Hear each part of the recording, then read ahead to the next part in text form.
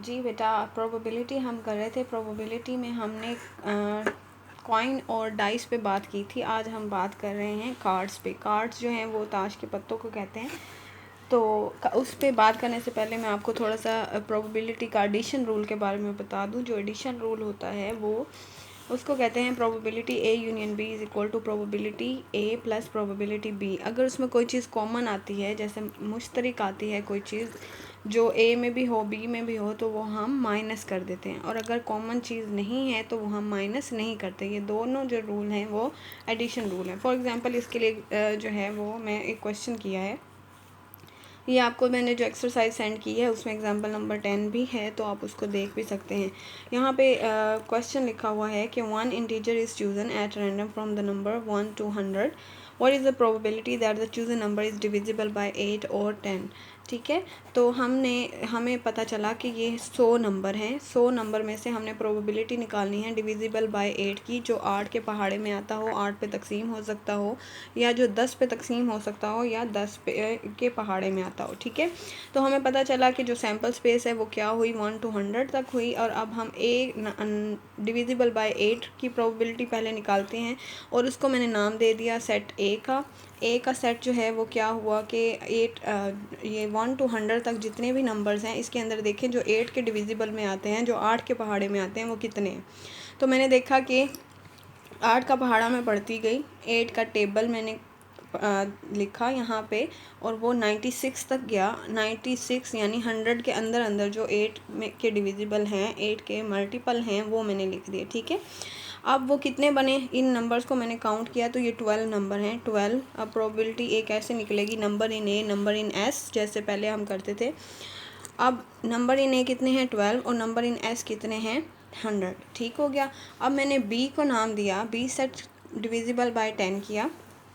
Divisible by 10 मैंने 1 to 100 देखा कि इसमें डिविजिबल बाय 10 कितने हैं, तो मैं 10 का पहाड़ा पड़ा, 10 का टेबल काउंट किया, और वो मैंने यहाँ पे लिख दिया कि 100 तक। ठीक है, और इसको मैंने गिना तो ये मेरे पास 10 नंबर हैं। प्रोबेबिलिटी बी ली, number in B number in S, S में 100 नंबर हैं, बी में कितने आए हैं, 10।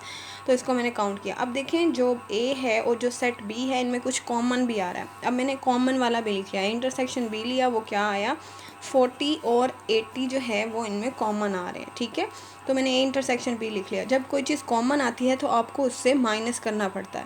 तो probability A plus probability B लिखा, और मैंने माइनस कर दिया प्रोबेबिलिटी ए इंटरसेक्शन बी। ठीक है, ए की प्रोबेबिलिटी लिखी, बी की लिखी, और ए इंटरसेक्शन बी की लिखी। ए इंटरसेक्शन बी में 2 नंबर हैं, तो इसकी प्रोबेबिलिटी कैसे आएगी, प्रोबेबिलिटी ए इंटरसेक्शन बी जो है वो आएगी 2/100। ठीक है, तो ये हमारे पास जो है वो ए इंटरसेक्शन बी की प्रोबेबिलिटी आ गई। इसको मैंने लिखा और इसको सॉल्व किया तो मेरे पास 20/100 बचता है, जिसको मैं सॉल्व करूँ तो 1/5 आता है। ठीक हो गया। अब आप ये क्वेश्चन करेंगे कि ये ए यूनियन बी इसमें फाइंड क्यों किया है।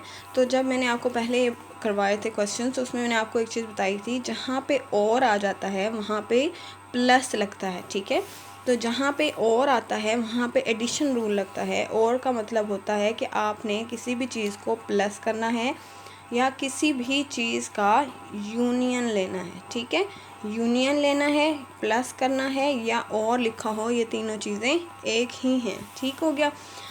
अगर यहाँ पे एंड लिखा होता तो आप मल्टीप्लाई करते हैं। मल्टीप्लिकेशन के रूल जो हैं वो हम आगे पढ़ेंगे।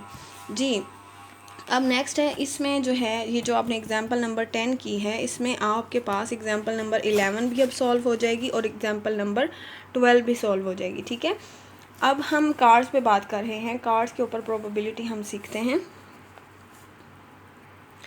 हमारे पास टोटल 52 कार्ड्स होते हैं। 52 कार्ड्स में 26 रेड कार्ड होते हैं, 26 ब्लैक होते हैं। ठीक है, टोटल 52 कार्ड्स होते हैं। जो ताश के पत्ते होते हैं उसका एक पैक मिलता है, 20 रुपीज़ का भी आता है। वो छोटा पैक आप लेके उसको समझने के लिए अपने पास रख लें, और फिर इस लेक्चर को आपने देखना है।